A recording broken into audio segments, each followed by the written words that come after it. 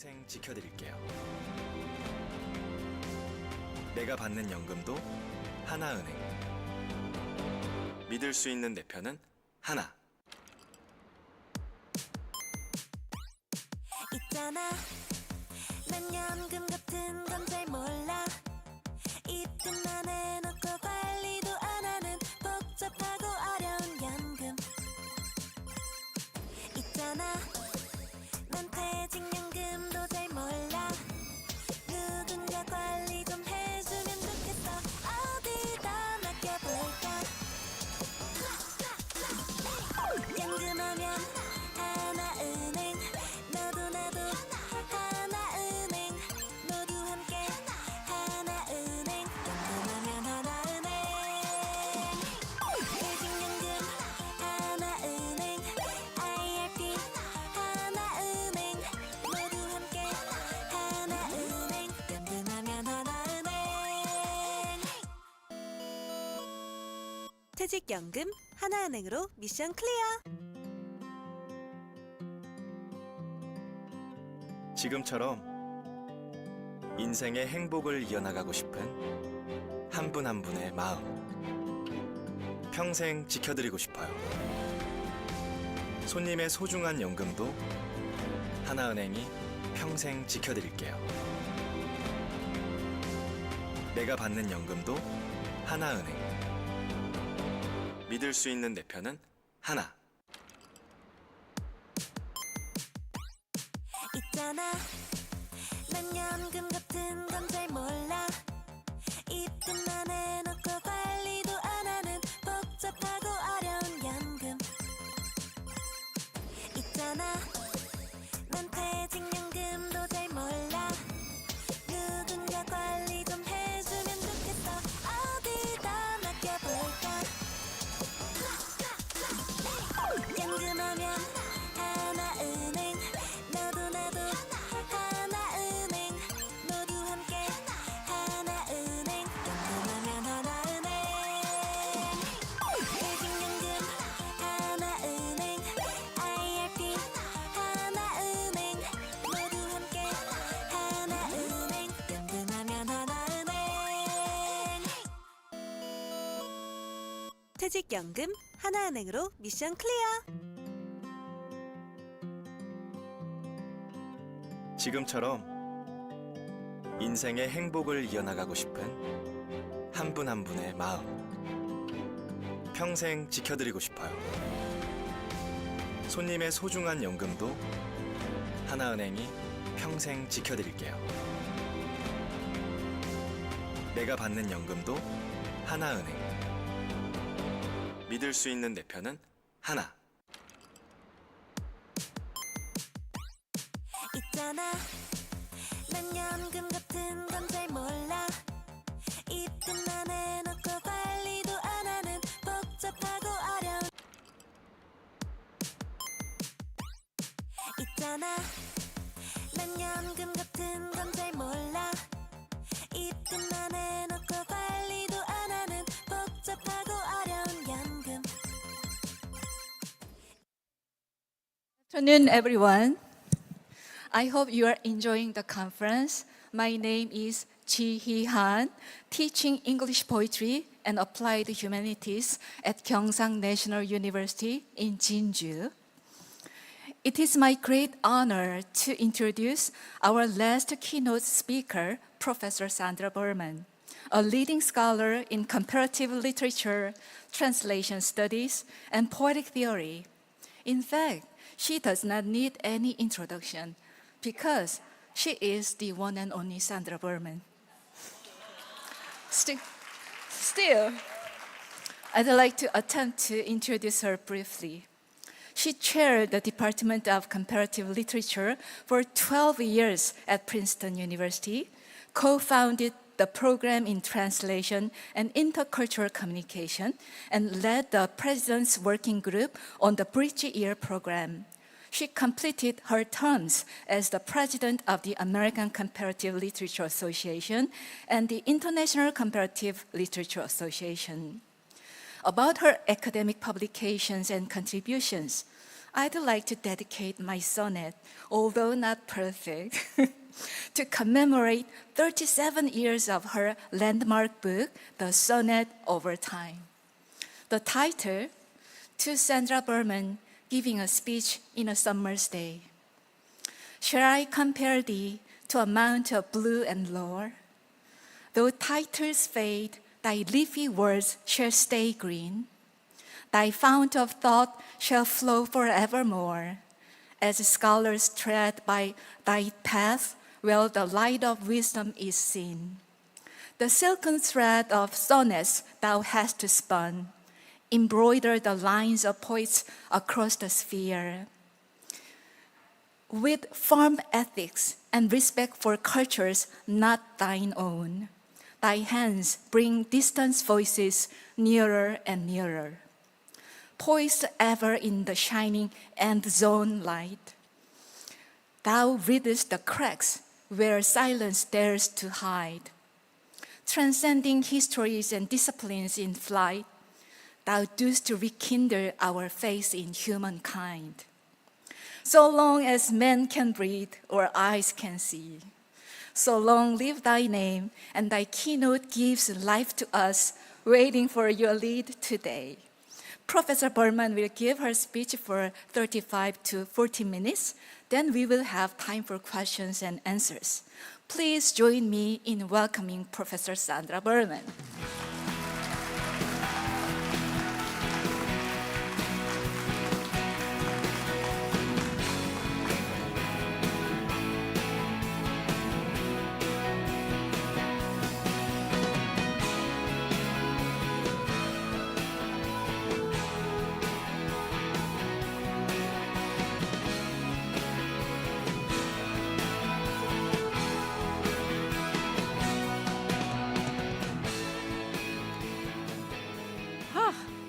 I feel kind of, I don't know, weepy or something, but thank you very much, and it's a great pleasure for me to be here among my ICLA friends and before the big plenary takes place in about an hour.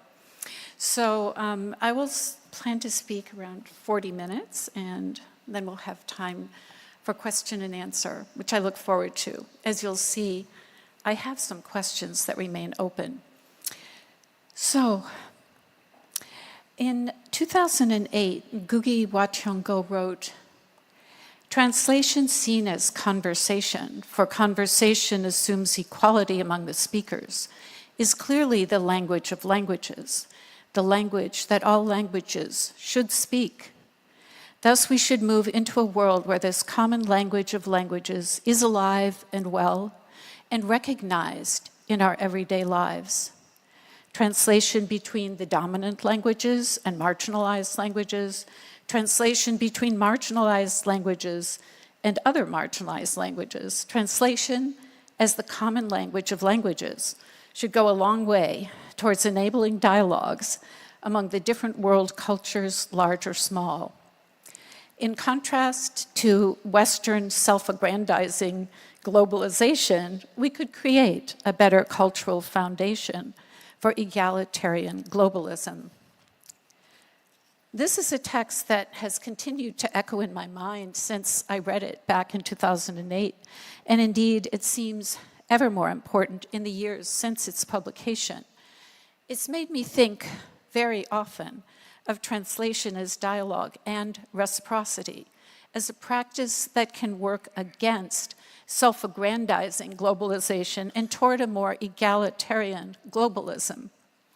It would entail practices of conversing and translating across languages, in doing so with the benefit, the mutual benefit, of all speakers in my mind and in our minds.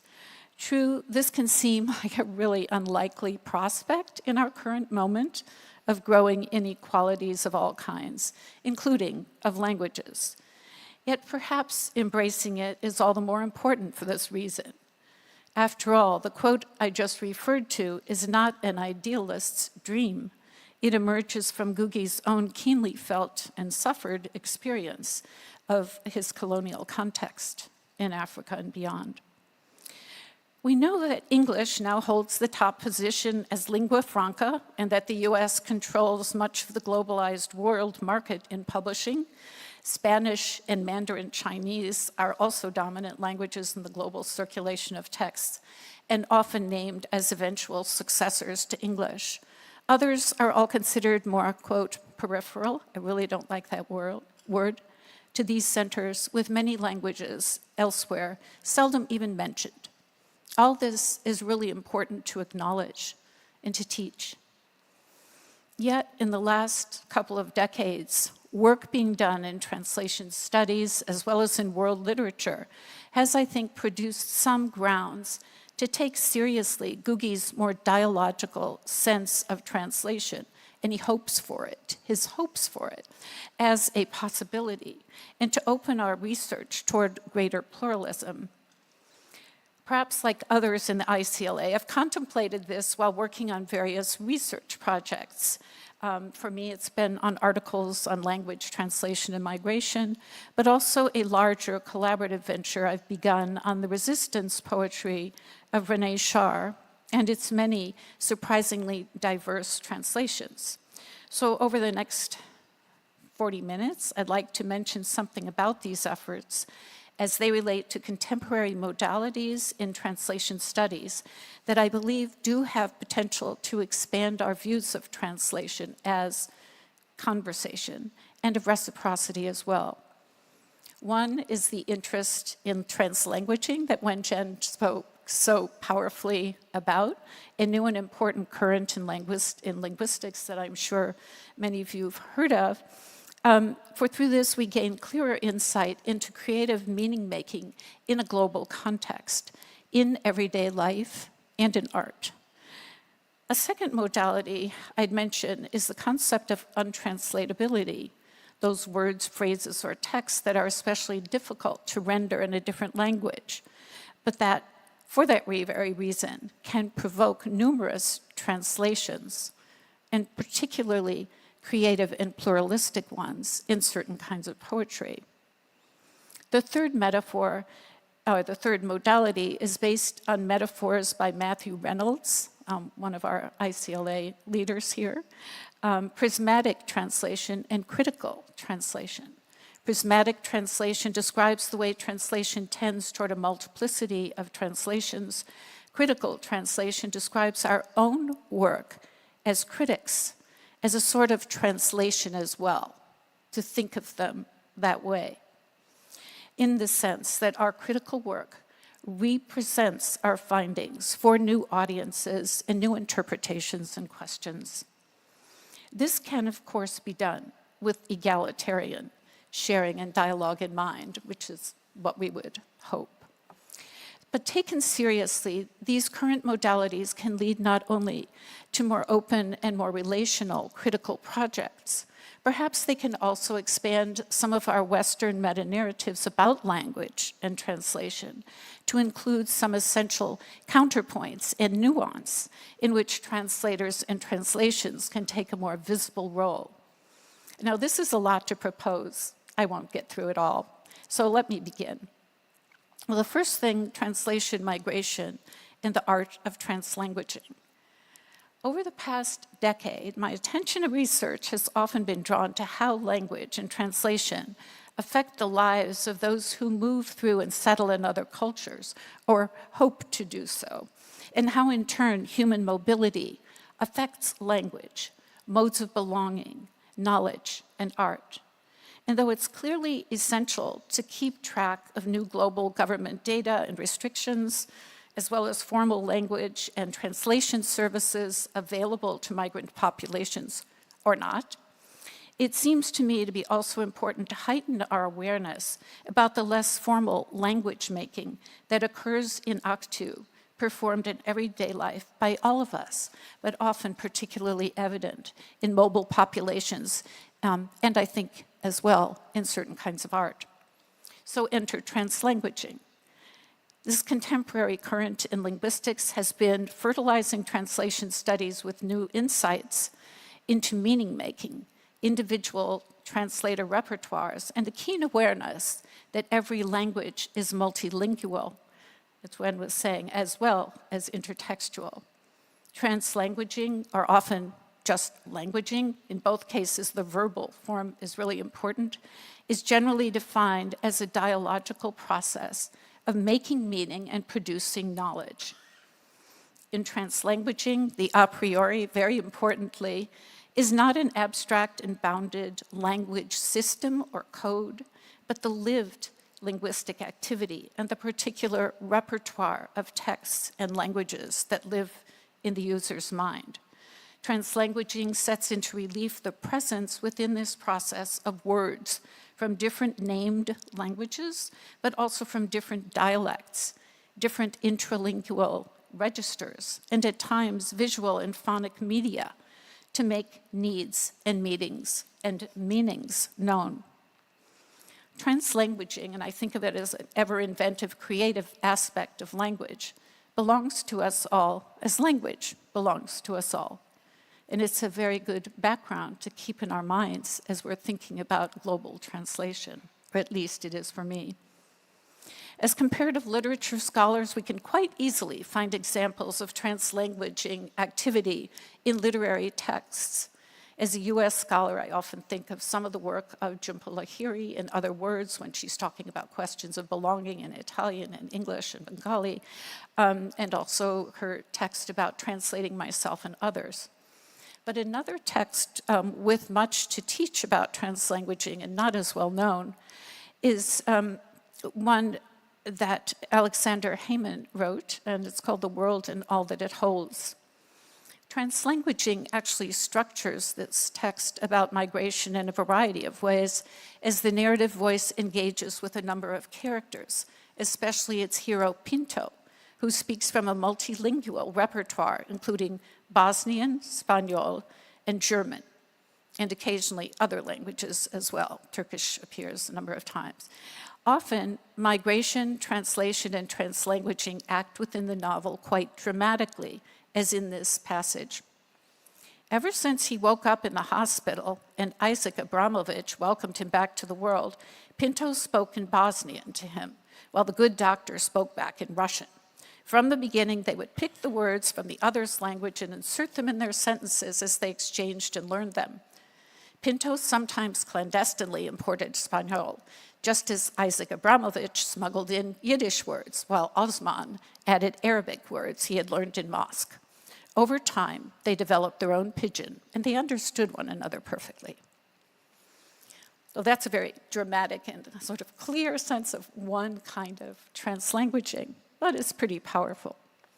Because translanguaging emphasizes encounters between language users as opposed to abstract language codes, it's often described as a theorizing from below, close to the grounds of language differences, transformations, and becoming. And as is apparent in this approach, and in this passage too from Heyman's multilingual novel, translanguaging and thoughts about it also disrupt the idea that a normal or ideal speaker is monolingual. Instead, it often positions multilinguals and their communicative practices as the norm. It in fact suggests a further awareness, often presented in post-structural discourse, that languages, all languages, are in fact translingual, given their provenance and transformation over time through countless speakers in contexts of war, human mobility, and the mobility of art, online now above all, but that's not the only way. There's also the simple transmission of family stories. Languages are never pure, bounded, or belonging to one group or nation state, though of course the nation state thinks otherwise. In fact, languages are, as I keep going back to Wen, who I didn't know was going to explain all this so beautifully, but they are fluid, intersecting, changing over time through many translanguaging events. As Mike Bainton and Tong-King Lee suggest, translanguaging nonetheless can and does illuminate our various practices of translation, even traditional translation, by emphasizing the very process of it. That is, it heightens our awareness of those many moments when the translator not unlike the bilingual or multilingual speaker, moves back and forth through her own repertoire of languages, dialects, linguistic registers, texts, to come up with a preferred language choice for the eventual translation. And it thereby reminds us of a sort of vertical dimension and a momentary pause within the usual directionality associated, probably very wrongly, with translation, from A to B, from source to its new linguistic version. All of these reflections on translanguaging, from the concrete everyday encounter to the literary process of translation, suggest the ongoing language dialogues at work in our global context, evidently in contexts of language and migration, but also within translation, and I think within the crafting of poetry itself. But how might this awareness of language's ongoing innate meaning-making affect our sense of the creation and translation of difficult modernist poetry?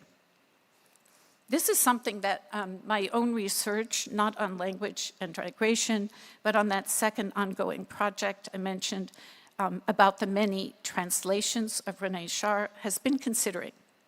So let me turn to that project now and to the, quote, untranslatable within it.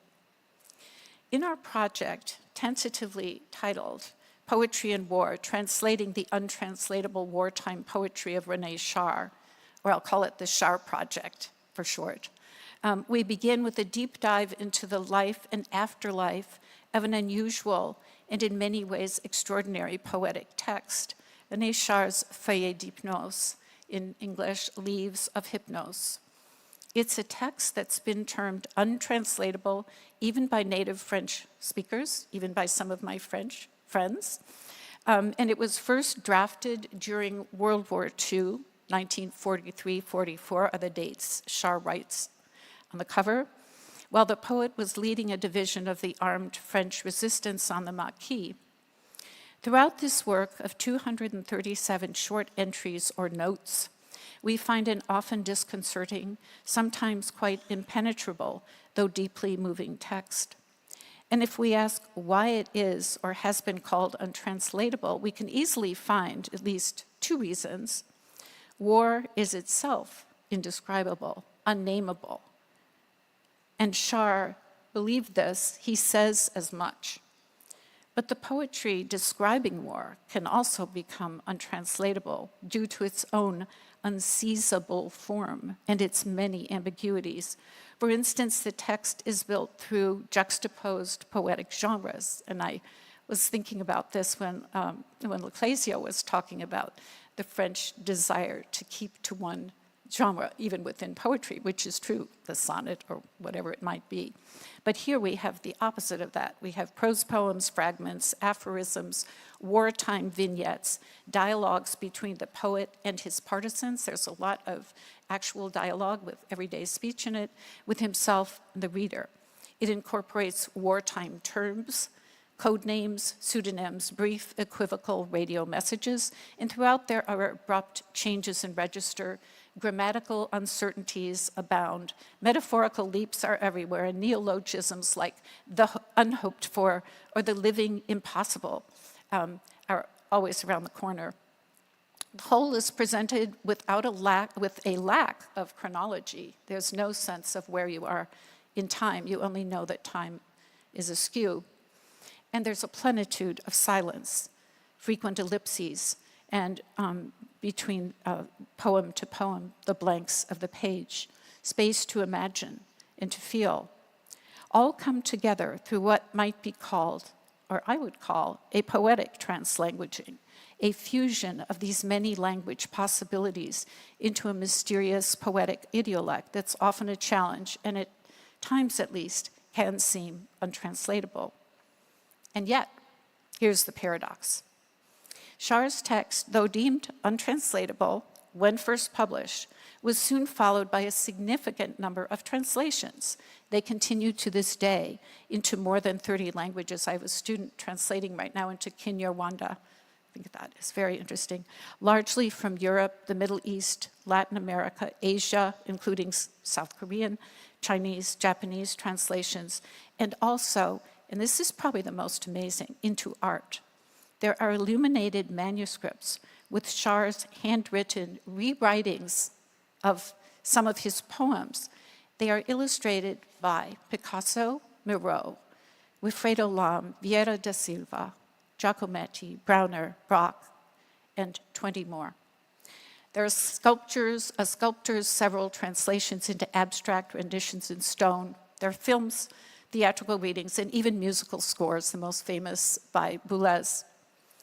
As a research project, what we're doing is reading or examining, participating in this range of interlingual and intersemiotic translations with the generous collaboration of many colleagues and students proficient in the various languages. Some are sitting around in front of me right now. Gratitude. But we also have the help of artists, actors, a filmmaker, and colleagues in the digital humanities. We've been using, and this is for Jungmann, so you will be happy, we've been using a dedicated platform where all the translations can be seen by all the researchers and compared to one another, and the source texts, there are a couple versions of it, according to entry number, while other digital tools are helping us analyze and compare a number of the texts. We aren't doing much with AI, though I've asked about that. One thing is clear from Char's own writing and the ongoing interest in translating it. It is singularly unconventional, free-form poetry that has prompted a complex engagement of translations, translators, and scholars from many parts of the world. Now, perhaps Barbara Cassin and Emily Apter have come up with a pretty good definition of translation or untranslatables and translation in their own work on the philosophical lexicon, their dictionary of the untranslatables, when they say the untranslatable is what one never stops not translating. We keep trying to translate it again and again. But the discursive context of Cassin's and Apter's work is philosophy, which is very different, and so is the nature of the translations these two, both Cassin's discussion of untranslatables and the one we're working with present. That is, Cassin's original French vocabulaire européen, des philosophies dictionnaires des intraduisibles, which was published in 2004, treats some 5,000 keywords expressed in 15 European languages, as well as a few examples from languages that are so constitutive of Europe: Sanskrit, Greek, Latin, Hebrew, and Arabic. These are brought in once in a while, not primarily. Its English translation, edited by Emily Apter, Jacques Lezra, and Michael Wood, called the Dictionary of Untranslatables, a philosophical lexicon, and similarly well-known and linguistically complex. A number of other translations, I want you to know this because I didn't realize, actually, a number of other translations in different languages and sometimes specific problematics are published or underway, including some dealing with Asian and African languages. So even though the main texts that we know maybe are disseminated the most famous are European languages, these texts exist elsewhere as well. But what are the untranslatables that become the words or phrases by which the dictionaries are organized? Examples include terms proper to one language at one moment in history, such as legendria, saudade, différence, but also sets of discrepant terms in more than one language: mind, Geist, esprit. And such untranslatables found throughout the history of Western philosophy prompt her definition. And here it goes again. An untranslatable is not what one doesn't translate, but what one doesn't stop not translating. So nothing sacralized, she says, but rather an opening and always ongoing process. This is Cassin. She goes on to say the dictionnaire capitalizes on the trials of the translators, those difficult to resolve translation issues that crop up even in the highly regulated language of Western philosophy. For Cassin, these very trials dramatize the underlying equivocity of her word, of even philosophical language, a language that over the centuries has striven to appear univocal, This is philosophical Western language, whether in its connection to being, to Aristotelian logic, or to the concept. Yet, as she insists, philosophy nonetheless is in fact always and above all a matter of words, and she calls this logology, evoking the poet and philosopher Novalis rather than ontology. And linked by her to the language of the sophists, logology describes a kind of anti-philosophical language that she argues is energia. I'm probably mispronouncing that, but energy, power, rather than ergon, its product. And close in its constitutive power, according to Cassin, to Austin's performativity, and I would add to the very human creativity of language explored in translanguaging. Above all, she means to trouble philosophical discourse with this reminder of its logology, one that inheres in its especially equivocal moments through its various translations. Yet if in Cassin's philosophical vocabulary, those untranslatables are fairly discrete, in Char's poetic texts, for which I'm using the same definition, that untranslatables are what you keep on translating, in Char's poetic texts, where language is far freer from such philosophical norms, in fact, it would be hard to find any, thanks to the poet's creation and translanguaging, the entire text can be a zone of fruitful untranslatability. And the results in translation follow as we might expect. That is, in Cassin's work, the untranslatables prompt translations that come in the form of philosophical prose and fill in parts of the long section on each untranslatable. And they go to create the various articles in her dictionary. In Char's Foyer d'Hypnose, the many translations arise as full recreations and responses to the far less restricted language at its source. They come out in books. They are free and diverse. And looking at the poetic translations as a group, we might ask, for instance, what moments in Char's text seem to urge the translators to their greatest creativity? That's an interesting question and a hard one to answer given all the languages. But perhaps more interesting would in fact be, how are the specific translations of Char's text different from each other, given their various languages, cultures, literary traditions, and personal perspectives? And what does the translator's book look like if it's instead a painting? Or what does it sound like if it's music?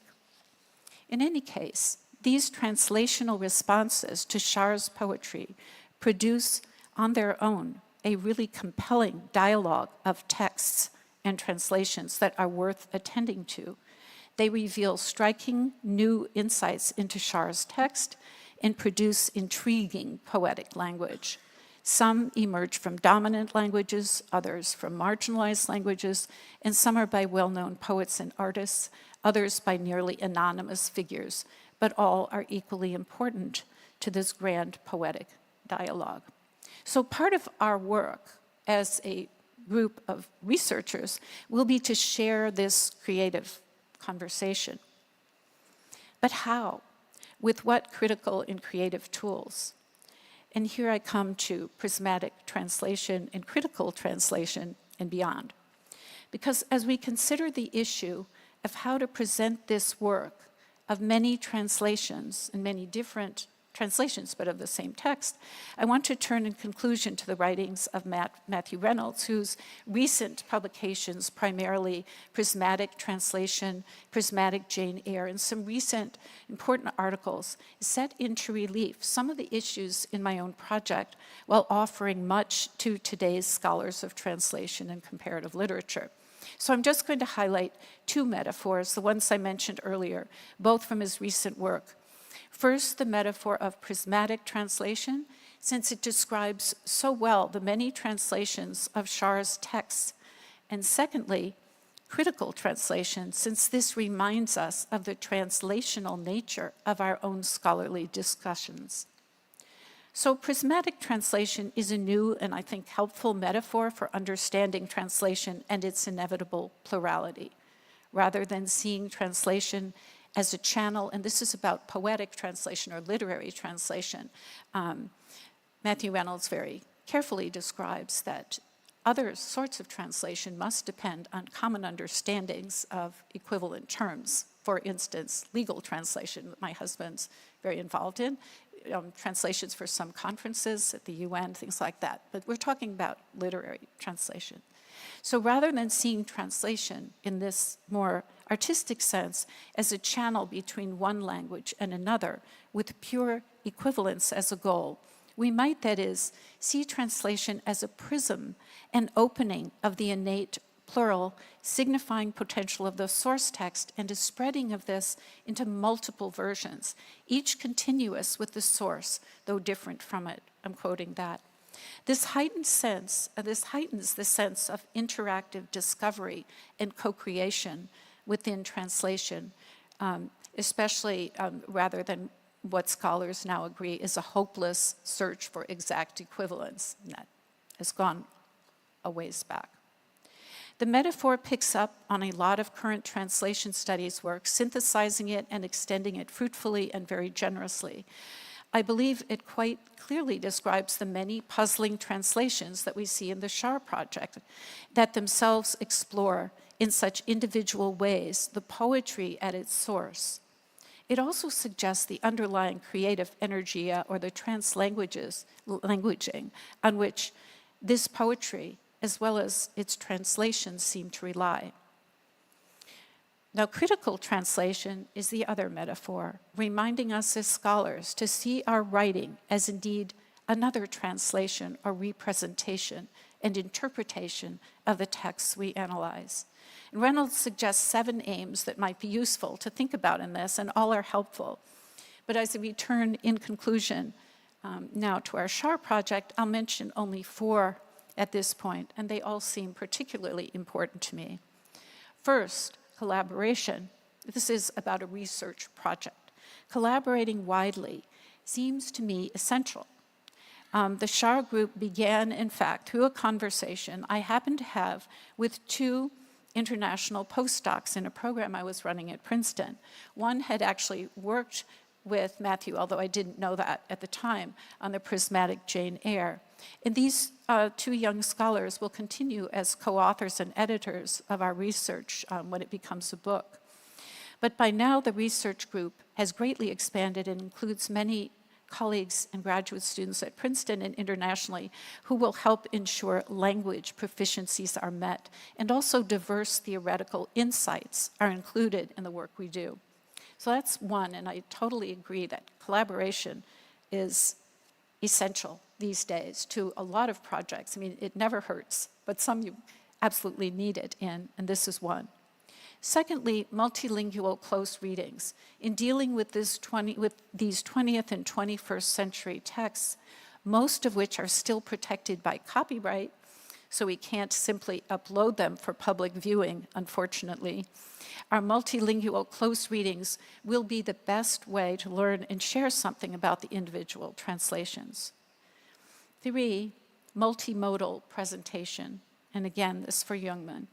Given the multiplicity and beauty of the visual, musical, and arts translations of Shar's wartime texts, work is already underway to try to launch an exhibition at Princeton, including these artworks. Some have to be on loan from other places, theatrical readings and films to accompany artifacts such as the linguistic translations, which we have all of them, and ample correspondence between Shar and his early translators, and that's all in the Princeton archives.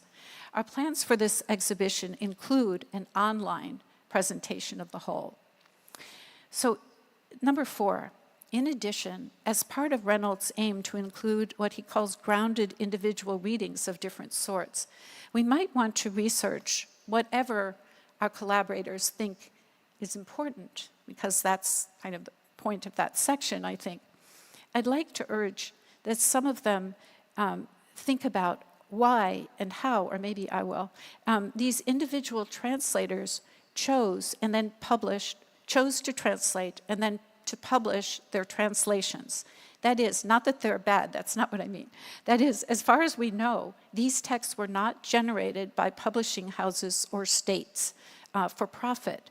Though translation for business and even the publication of novels can make publisher money, translations of avant-garde poetry have never been known to do that. So from what we know now, the Shar translations entered global circulation through the agency of individual translators. And that's interesting, but even more so are answers to questions like, what were their motivations? Were they political, given the clear resistance, context, and anti-fascism of Shar's texts? Or were the reasons for translation related to changing literary traditions and an eagerness for new forms and new expressions in an increasingly uncertain world?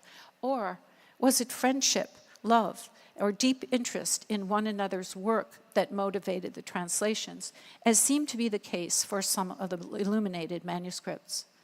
In any case, in each of these ways, collaboration, close readings, multimodal presentations, and grounded answers to some practical whys and hows, there seem to be real opportunities here to contribute to a greater sense of a pluralistic global dialogue. In fact, merely by focusing on translators and their translations in these ways, we may be able to produce a different and more egalitarian emphasis. Rather than concentrating only on the source, we will offer some countervailing reciprocity in thinking about the literary translator's agency. And we'll also think about the way in which we'll be able to show with greater efficacy the visibility of the languages and cultures and art of the translations. So at this point, I'm really at the end of these brief explanations of some contemporary translation studies modalities that I thought might be interesting to think about for a more egalitarian and globally self-conscious and open sort of analysis. And I spoke, that is, of translanguaging at some length, which I think is such an important basis for thinking language and creation in a global context. But also I talked about the distinction between highly regulated philosophical language and what one might use as translation, and the space, the open space of poetry, especially a poetry that resists convention and regulation. And with the example of Matthew's metaphors, we've considered at least a few essential ways forward for our own presentation.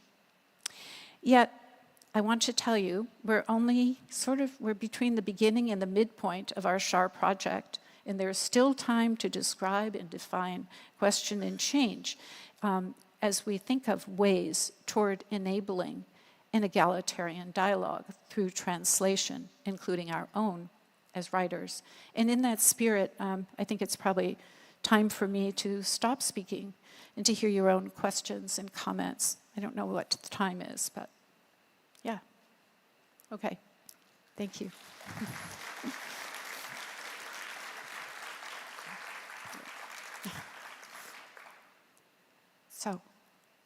So do you? Thank you so much for really, deeply impressive, practical wisdoms, because, your speech is makes me think about Adrienne Rich's message. I am reading Rich's poem almost always, and always she teaches me that through translation we can overcome our differences. Yes. Our differences of nationalities, languages, classes, or genders, and so on. Through translation, we can overcome our differences and go for the common language. Mm-hmm. I'm not sure about the kind and nature of the common in the common language. However, she emphasized the method as the translation. Now today, Professor Sandra Berman taught me some practical ways to do a new approach to translation. I mean, through translation, how By collaborating widely and multilingual close reading and multimodal presentation and post-reading of individual translations in a global setting and poetic translation and critical translations. Whatever practical advices I receive, the common ultimate goal is this one. We are all agents of translation, and our goal is to, as I mentioned in my personate, rekindle humanity. We are human beings, and we have to somehow procure a way to connect all of us together in a globalization with the tool of AI or whatever digital tools and platforms and programs. So I really thank you, Sandra Berman, for teaching me a practical wisdom. Thank you. Now we are opening. Can I just add one thing? Because it's interesting you mentioned Adrienne Rich, who is one of our great feminist writers. One of her favorite models was Renee Char, and she writes a poem about him in Midnight Salvage, in which she quotes, I love it, she quotes other translators and within her creative poem. It's a beautiful text. Anyway, so thanks. I hadn't thought of that in such a long time. But yeah. Thank you. And let's open our session for questions and answers. If anybody has questions or comments, please raise your hand, then Mike will go. Okay, thank you. Lady in the Thank you for Professor Broman, and it's my pleasure to have the chance to ask some questions. Here, I'm here. There you are. Okay, yeah. So I think it's really inspiring and creative to explore those translatable and untranslatable things, combining the literature and art forms. So here I have two questions. The first one is about my, if I consider my dialogue as a language, so I think I am a person who speaks foreign language. Okay, so the dialogue of province of Sichuan and Mandarin, and then English and Portuguese. Yeah. So the first question is about my first language. So considering Chinese with its logographic system so different from those alphabetic languages, so in your opinion, what unique challenges or losses do you think occur when Chinese literature enters the world literature space through translation? Are there any core aesthetic or conceptual elements tied to the form of the characters themselves that might be fundamentally untranslatable? Yeah, so this is my first question. And the next question is about the Portuguese part. Okay, so it's quite a personal one. So a lot of times when I try to write poetry, I feel like my third language gives me the poems a certain poetic quality that resonates with me more deeply. And it's like the language captures emotions and ideas I can't quite pin down or express directly or concretely, things I don't assume I could articulate as precisely in my native tongue. So that makes me wonder, and are there any existing studies or theories on this kind of phenomenon?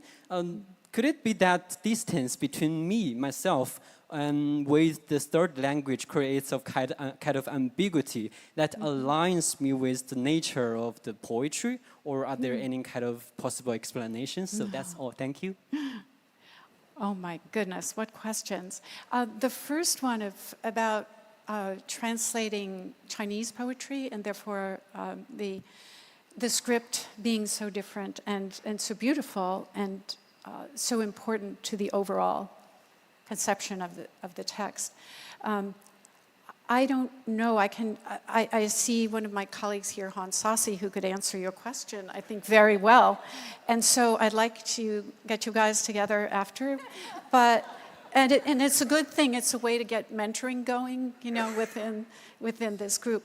But I would say probably like in a lot of efforts of translation, it depends entirely on who's translating, how much they know, how much they feel, how much they connect, and how good a wordsmith they are in whatever language they're translating into. That's very important. It's not only the feeling and the knowing of the culture, which is essential, but I think, at least my view, you also have to be really good with words in your own language, or you won't be able to convey whatever nuance you are wanting to provide. Now, your other question, I think you said about the third language, having this third language and having that sort of be a place for poetry when you wanted to create it. And I think I have another colleague here who can help you with that. That's Kitty. But I think, you know, there are a lot of poets and a lot of people who translate who do have a more, almost a mystical view about that there's a language that they're hearing their emotions in, because poetry does try to convey emotion, imagination, things that are not purely rational, even though it has rationality within it, but it's a larger picture. So I don't really know, but you might want to experiment and try writing your poetry in different ways. It's also interesting, the third language is like a language that, for Jhumpa Lahiri, but she's coming from a very different place, but it was the language of choice. It's the language of freedom, because it's not what you were maybe grew up with or something. I'm not saying that's your case, I have no idea. But you ask really complicated questions, but I hope that those are at least some of my thoughts about it. But it's possible that there's a language within you that needs to be spoken. Thank you for your answer. Okay, let's give the lady in the front chance to ask. Oh.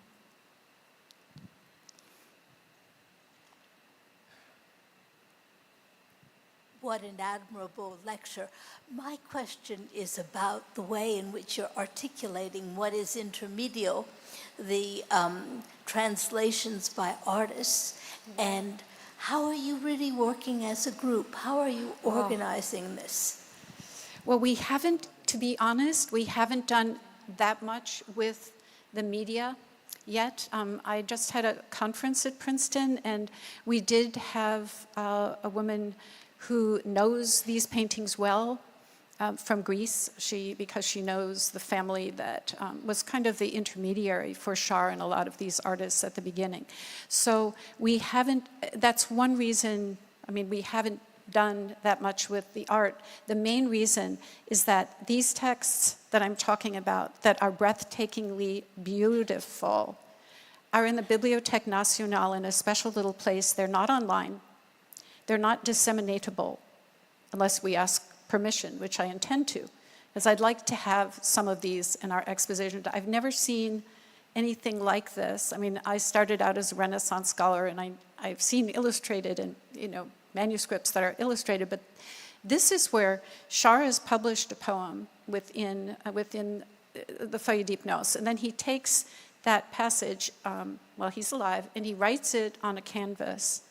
And then Picasso comes and writes and draws on it, paints, whatever. There are different modes, but they are beautiful and complicated. And I'm not an art historian, and I don't know who I'm going to ask to help with this, but I really think something has to be said about them, because it's extraordinary, and it was obviously a translation of a very different kind. And there's also correspondence, so we know, like, that Picasso said yes he would, and Char said, well, I only want that poem, or whatever. You know, there's some context for it, but nothing that really tells us the nature of such things. It seems, again, a little like what Wen was talking about, Wenchen. It's, you know, hard to describe these things. Yeah, how to work with them. I did have a student who worked on the Boulez, because he was a music major, and he took my course when we did the Char. We did a lot of reading of Char and so on. And that was really interesting, because he connected it to different sorts of serialism that was going on at the time. But the painting, yeah. And the sculptor was there with his sculptures, by the way, at our conference, which I never expected. Pardon me? His name is Gabriel Saubin, and his father was Gustave Saubin, one of Char's big translators, you would know, who went to France to be near Char, and they translated and worked together. And his son, this is his son, so his son knows Shar backwards and forwards and knew him personally.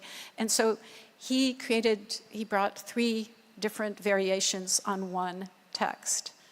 And the text is Dans nos ténèbres, il n'y a pas une place pour la beauté, toute la place est pour la beauté. It's the last text in the Feuilles d'Hypnose, that after all this war stuff, in our darkness, there's not one place for beauty. All is for beauty. And to use the word beauty, which he knew was not the usual word. I mean, it wasn't a war word. But anyway, so he created 3 sculptures with reference to that text and brought them to Princeton or had them sent. So it was kind of interesting, but we did something with an actor, and what else? I guess that was it. And Shar also did some painting, so his widow was talking about that a little. It's very interesting, but I haven't figured that out yet. So if any of you have an idea, maybe I should speak to Wen-Chan about this, but how we might organize to do a better job in articulating some of that work. I'd be grateful. Okay, because of the time limit, we will have one last question. Okay, sir.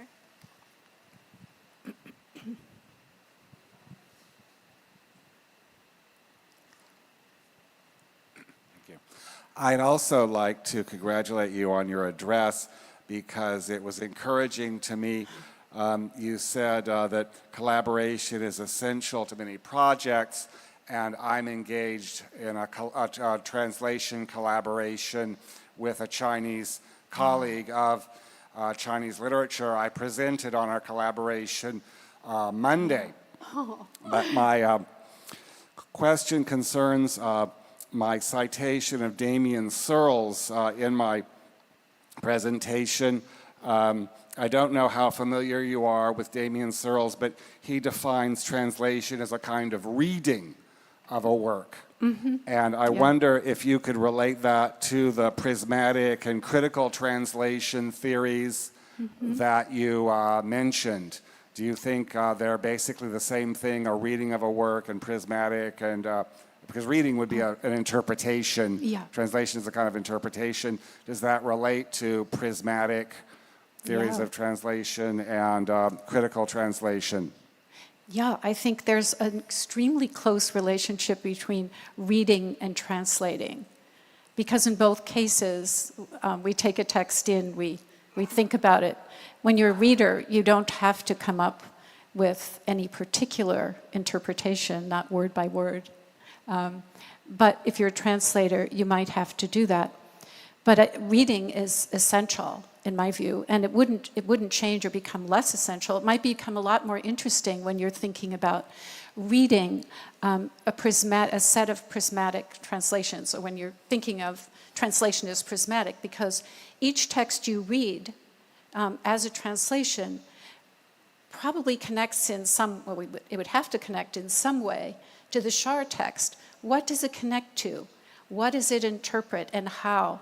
And so it gets really exciting. So you would see that, and how is it doing something very different, maybe, that no other translation has done. So I think Searle is right. I mean, reading is essential to this, at least in my view. Thank you. And have fun with your collaboration. It sounds great.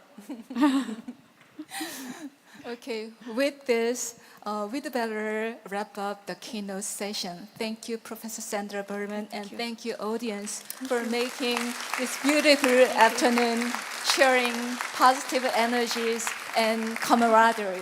Okay, thank you. Thanks for being with us. Bye. Hi, I'm very loud. I just wanted to make a quick announcement about the dinner tonight. As you can see on the doors, there's an announcement. There is a conference-organized, self-funded dinner